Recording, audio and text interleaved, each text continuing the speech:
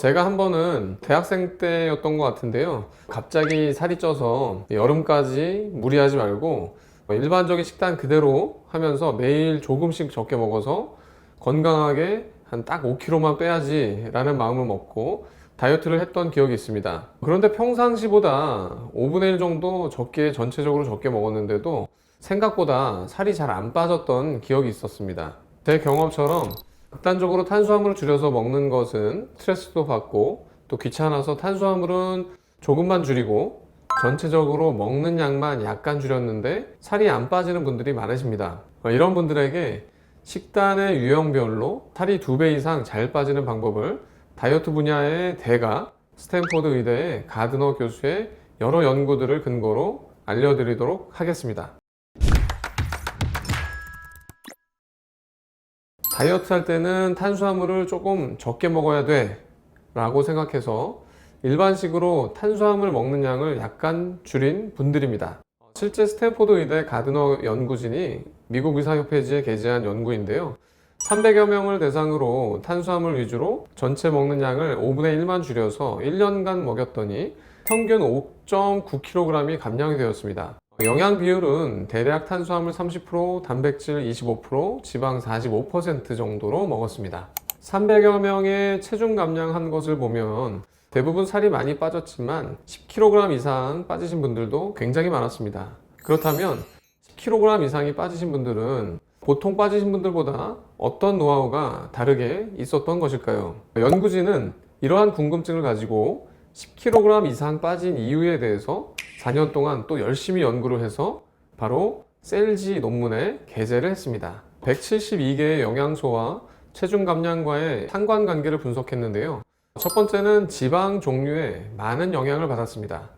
포화 지방산은 적게 먹고 불포화 지방산을 많이 먹어야 합니다. 예를 들어 버터에 소고기 스테이크를 구워 먹는 경우와 올리브유에 연어 구이를 먹는 사람이 있습니다. 똑같은 지방을 먹었다 해도 올리브유에 연어 구이를 해서 먹는 경우가 포화 지방을 절반밖에 먹지 않는 것입니다. 드실 때 조리할 때 기름, 음식에 포함된 기름에 신경을 써주시면 좋겠습니다. 두 번째, 비타민 C를 잘 드셔야 합니다.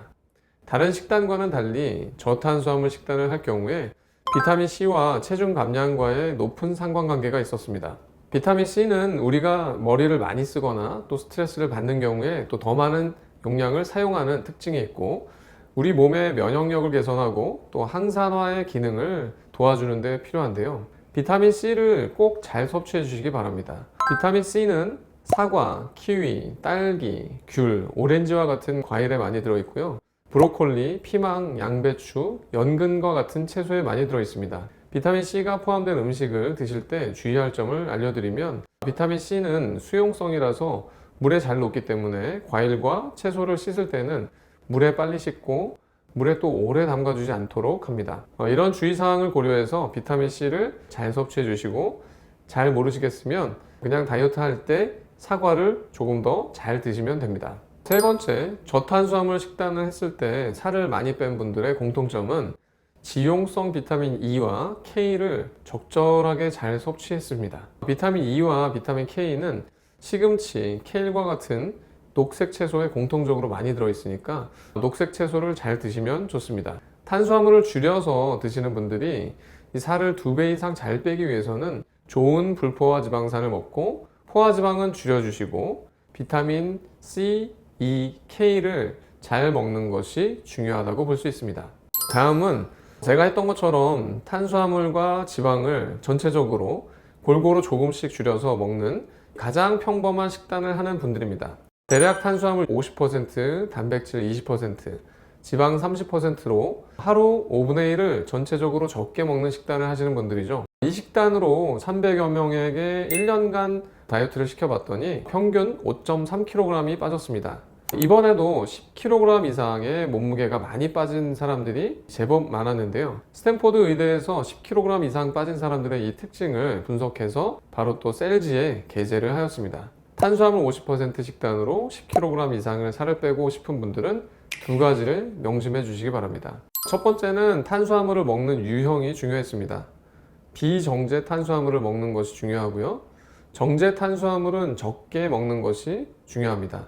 통곡물과 섬유질을 많이 섭취할수록 체중 감량이 더 많이 이루어졌습니다. 흰 쌀밥 대신에 현미나 통밀, 조, 보리와 같은 통곡물로 대체해서 드시는 것도 도움이 많이 될 것 같습니다. 두 번째는 탄수화물과 지방을 골고루 낮춘 이 식단에서 나트륨을 적게 먹고 칼륨을 적정량 잘 먹어주는 것이 체중 감량과 상관관계가 굉장히 높았었습니다. 이 결과는 스탠포드 의대 가드너 교수도 논문에서 아주 흥미로운 결과라고 언급하고 있습니다.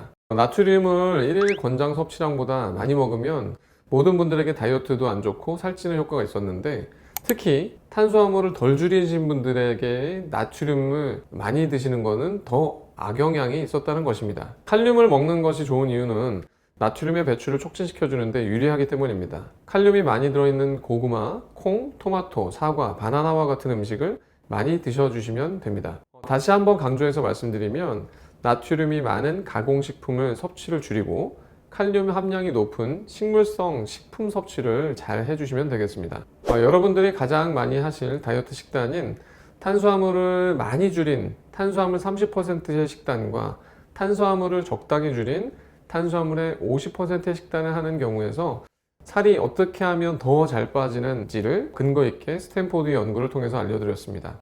그렇다면 탄수화물을 적게 먹을 때 얼마나 적게 먹어도 건강에 해롭지 않을까요? 대한비만학회에서 발표한 체중 조절을 위한 건강한 탄수화물 식사요법 안내서가 있습니다. 그것을 보시면 건강한 저탄수화물식은 30에서 50%까지 괜찮은 것으로 안내하고 있습니다.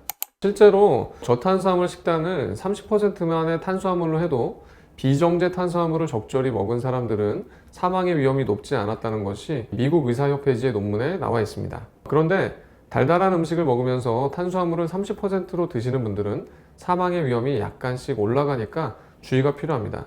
즉 달달한 음식을 먹으면서 탄수화물 급격히 줄이신다는 분들은 사망의 위험이 올라간다는 것입니다. 저탄수화물 식단은 탄수화물의 비중을 30에서 50%로 하셔도 안전한 방법이고요. 탄수화물을 1일 탄수화물 권장량인 100g 이상은 최소한 섭취해 주시는 것이 건강한 식단 방법이라고 할 수 있습니다.